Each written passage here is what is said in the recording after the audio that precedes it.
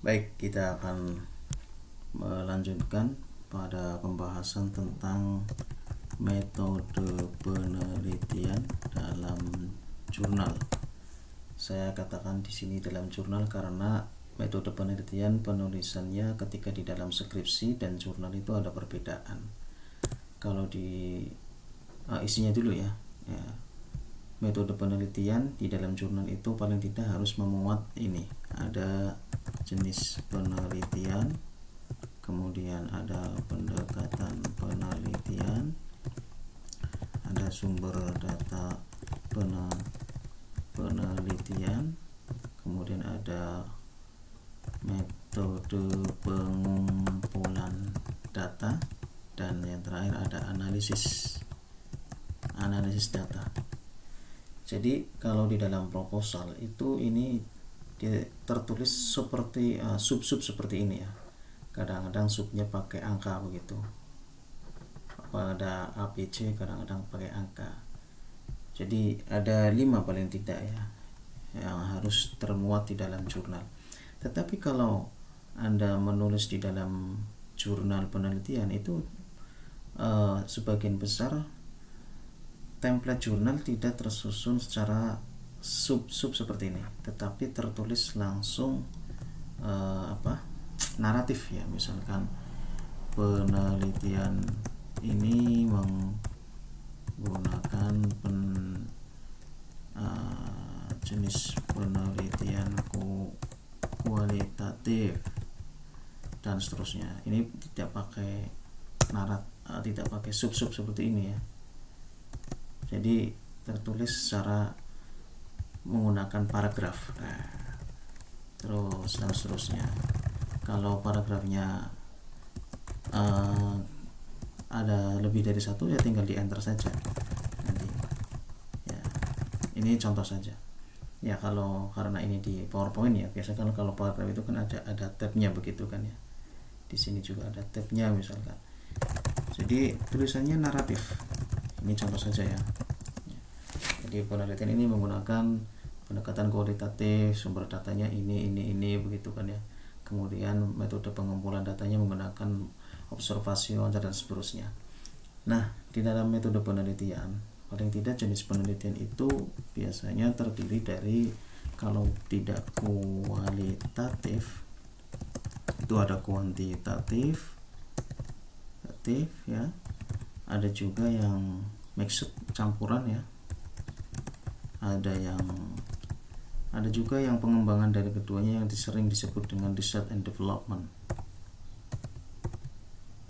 Ya, ini pengembangan lah ya.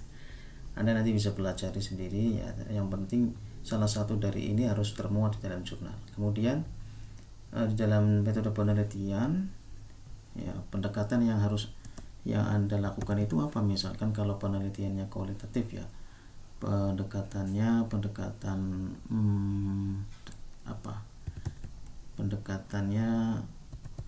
fenomenologis misalkan, fenomenologis atau studi kasus dan seterusnya. Ini Anda bisa lihat ya, bukunya Criswell misalkan, atau bukunya Sugiono misalkan ya. Ini yang saya kuningi, ini penelitian yang kualitatif ya. Kalau yang kuantitatif pendekatannya Anda bisa pendekatan misalkan komparatif, ada juga pendekatan yang mencari perbandingan ya, hubungan. Ada juga yang berkaitan dengan misalkan kemarin saya sudah buat di sini ya, kombinasi korelasi ya. Ada korelasi dan seterusnya. Ini yang saya garis beri warna hijau, ini yang pendekatan kuantitatif. Jadi nanti di dalam jurnal itu Anda menyebutkan salah satu, misalkan penelitian ini adalah penelitian kuantitatif dengan pendekatannya komparatif misalkan.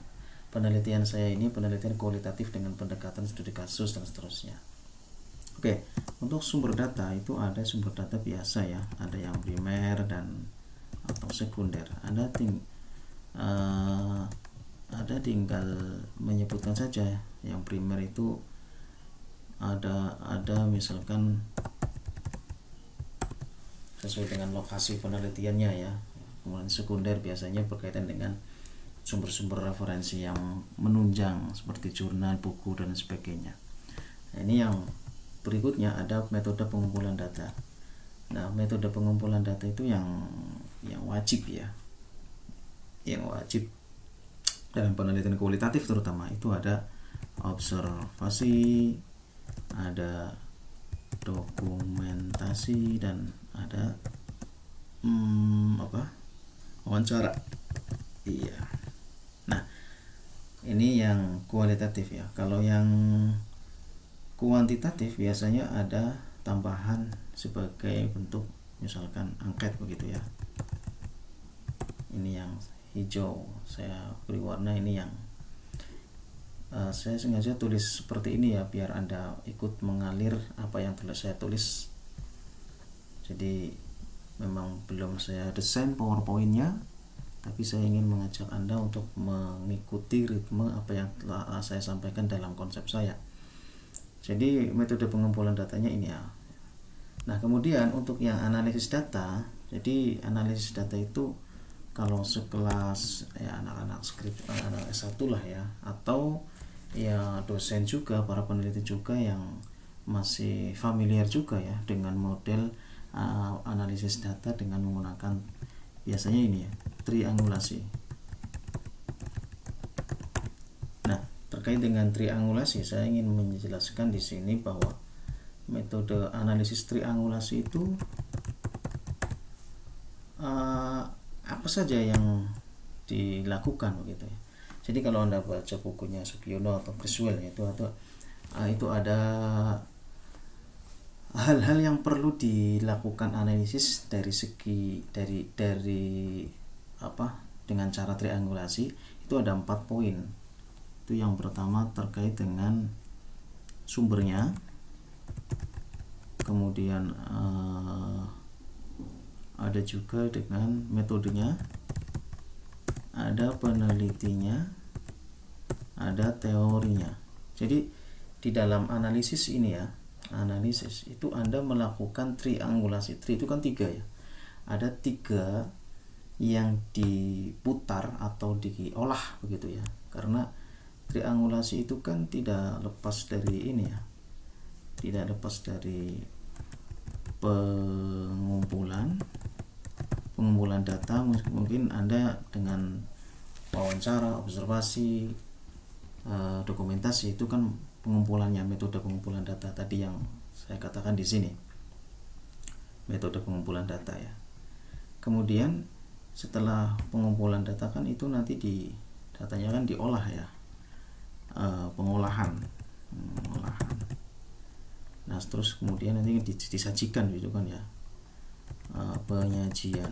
Setelah diolah, disajikan, disuguhkan, ini loh hasil dari triangulasi.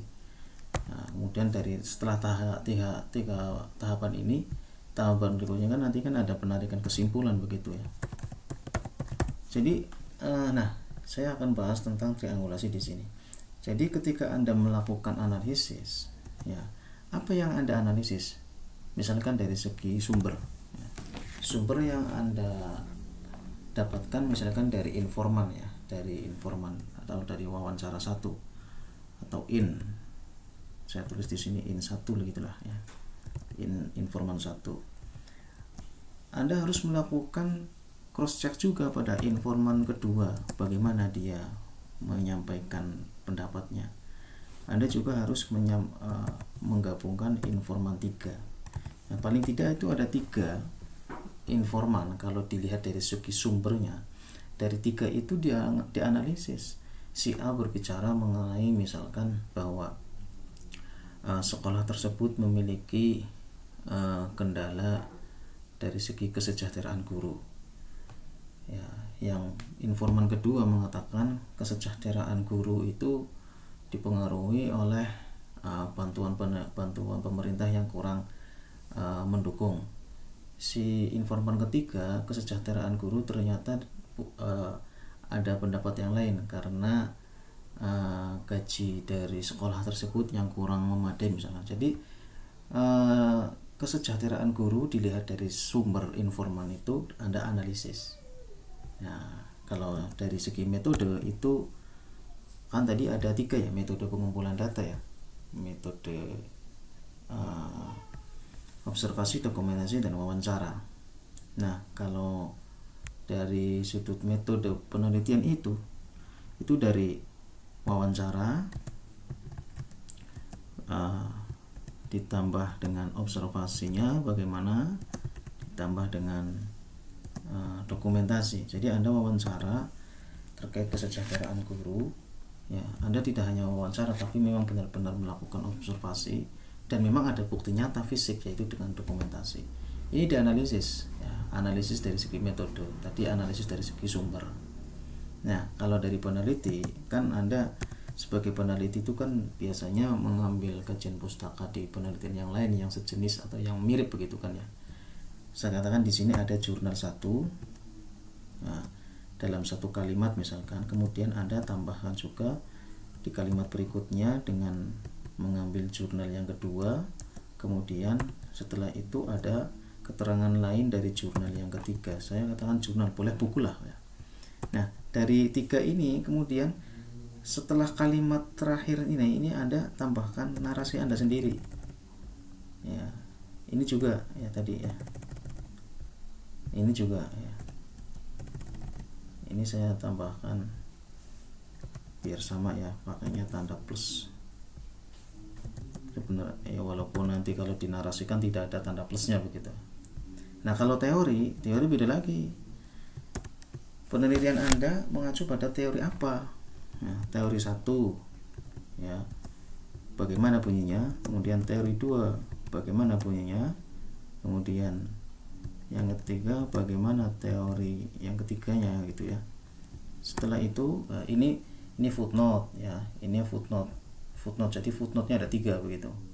Nah, setelah itu Anda analisis, Anda bagaimana uraiannya. Nah, kalau di sini Anda jangan bingung-bingung ya. Tanya saja misalnya kepada Gemini AI untuk diperintahkan bagaimana mereka menanggapi analisis dari satu sumber metode penelitian dan teori.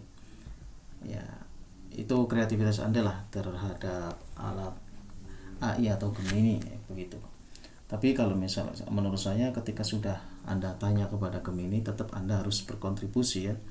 Anda harus kontribusi menuangkan pemikiran Anda, jadi tidak terpacu pada alat AI itu saja. Jadi ini analisis ya. Analisis data dengan triangulasi. Nah, ini tadi yang sudah saya jelaskan. Ketika ditulis di dalam jurnal penelitian, sekali lagi ditulis naratif berbasis paragraf seperti ini. Kalau paragrafnya menyesuaikan ada 5 jenis ini ya 5. Kalau cukup 3 disimpel ya, diringkas ya, dari 5 poin-poin ini hanya ada 3, misalkan sumber data digabung pada pendekatan dan sebagainya, atau pendekatan digabung dengan kualitatif jenis dan sebagainya. Itu teknis penulisan Anda saja, kreativitas Anda. Jadi itu ya yang saya sampaikan, bahwa metode penelitian dalam jurnal sekaligus pembahasan diantaranya di dalamnya tentang analisis penelitian. Dari uraian metode dan analisis penelitian tadi, ketika Anda menulisnya di dalam template jurnal, misalkan ini saya sudah membuka jurnal edukatif ya, jurnal ilmu pendidikan Islam, di sini ada template. Jadi kalau template jurnal itu kan biasanya ada hasil dan pembahasan ya. Jadi metode tadi sudah saya sampaikan tulisannya. Kemudian untuk yang analisis sebagaimana tadi yang saya jabarkan, itu analisis ditempatkan pada saat menulis tentang pembahasan di sini. Nah, hasil itu Anda bisa membaca di sini ya. Hasil itu apa yang Anda temukan. Biasanya yang Anda temukan itu kan melalui metode pengumpulan data seperti observasi, wawancara, dan dokumentasi. Jadi dari 3 tadi itu dimasukkan di dalam hasil. Nah, untuk analisis triangulasi tadi diantaranya ya, yang terdiri dari menganalisis dari segi triangulasi, baik dari segi sumbernya, metodenya, penelitiannya, dan teorinya, itu nanti dimasukkan di dalam pembahasan sini. Uraiannya dijabarkan sebagaimana tadi yang sudah saya jelaskan. Baik, terima kasih.